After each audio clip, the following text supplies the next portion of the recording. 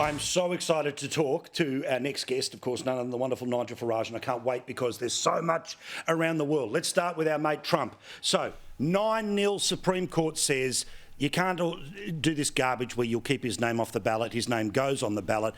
And by extension, after Super Tuesday tomorrow, which is Wednesday, our collective time, he'll blow away Nikki Haley, which means she was sticking around hoping the Supreme Court would find a way, but it ain't going to be anything other than them defeating him one-on-one in the ballot box. Yeah, and she's utterly disloyal as well. I mean, she said if Trump wins, you know, which he's going to win the nomination, she might not even vote Republican. She might not even vote for him. So quite what game she's playing, I don't know. You know, as you know, Paul, I was with him last Monday at Mar-a-Lago. Despite everything they're throwing at him, he is doing very, very well. And I've just got this feeling, particularly with this new campaign, Blacks for Trump, which is really gaining momentum, that his leads now in the swing states are around about 5% on average over Biden. He is in a really, really good place. And tonight, well, it's more like a coronation because some of the states that are voting are showing his share of the vote against Haley's as high as 85%. Ooh, that's it. Look, you know, if it was ever in doubt, and it's never been in doubt, it is completely done by this time tomorrow. Now, let's talk about a bloke called George Galloway. For those that are watching right now, he was formerly of the Labor Party. He's sort of been in and out of their side of politics. He's got more left-wing as he's gone. He's had a pretty strong online presence for a while. He decided to run in a by-election. He's in, and the first words out of his mouth were, "This is for Gaza."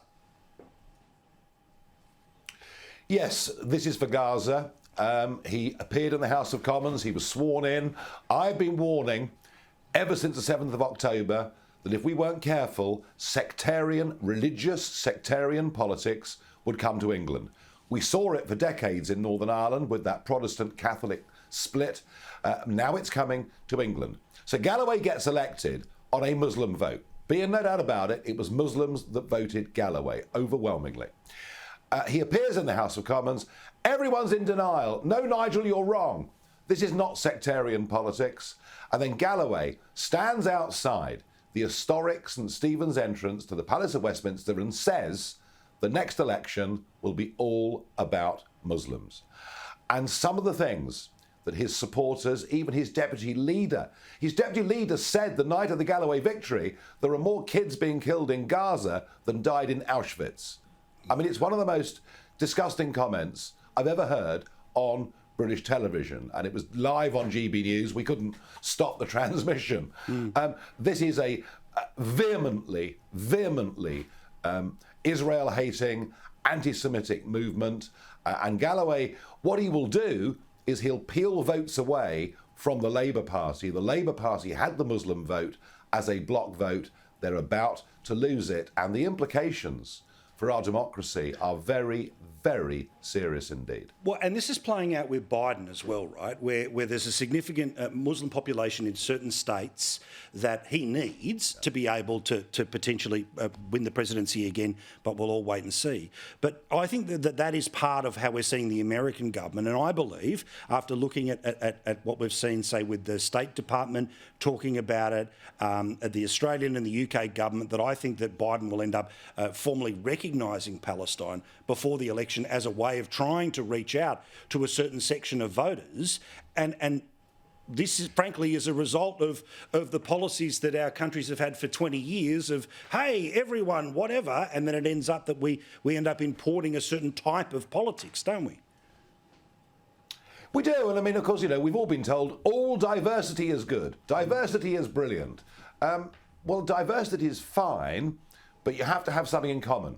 You have to share something culturally, whether it's a love of cricket or whatever it is. You have to have things that bind you together. And what we've found in this country, and we're seeing in parts of America, is that there are, and not all, of course, by any means, but large sections of the Muslim population who all live together, who in many cases never learn English, with whom we have virtually no shared history or culture whatsoever, and whose leaders now want to impose their way of life on us. They want us to adopt Sharia law. to live under a completely different code. And that's the point. Generally, people go to Australia or America from all over the world, and they want to become Australian. They want to become American. But there is an element of this religion that wants to impose themselves upon us. And that is why, immigration policies into countries have to be thought about very, very carefully indeed. Yeah, now look, we live under a similar regulatory environment that you do, so forgive me here, but of course, you're not saying, and I'm not saying about individuals and all the rest of it, right? But what we are talking about here is the reality that when you end up pocketing any type of people, right, that like always hires like, and like votes for like, and like demands like, right? And that is going to become increasingly quite an issue in all of our countries. It really will. But I noticed, by the way, as well, I know you wanted to mention something about Biden, but can we just quickly talk about some nonsense happening in your country, if you don't mind me asking, right? Which is the media regulator is trying to go after you. Right? Is it those rules about political figures and whether they can or can't be on television? Sorry, are you running? Did you announce at some point in time? But why is the media regulator trying to knock you off? I've just done my 550th episode of Farage on GB News. I know that I'm a mere boy, Paul, compared to you, I'm a mere boy. But I've done 500. I've done 550 shows for 2.5 years. Do you know, I've not had one single complaint upheld against me, whether it's on due impartiality or whatever it is.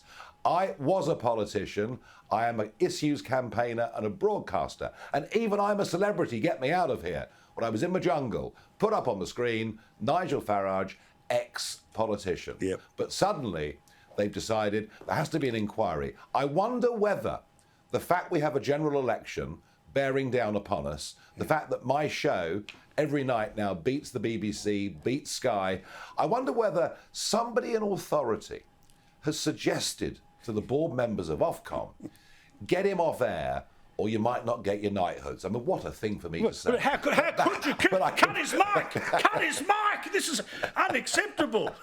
Thank you, Nigel. A full version of what he's just saying is great. It's on YouTube. I'll put it up on our socials. Thank you, mate. Talk to you soon. Nigel Farage there, not hard out because of what he said, but because we want you to support the people who support us.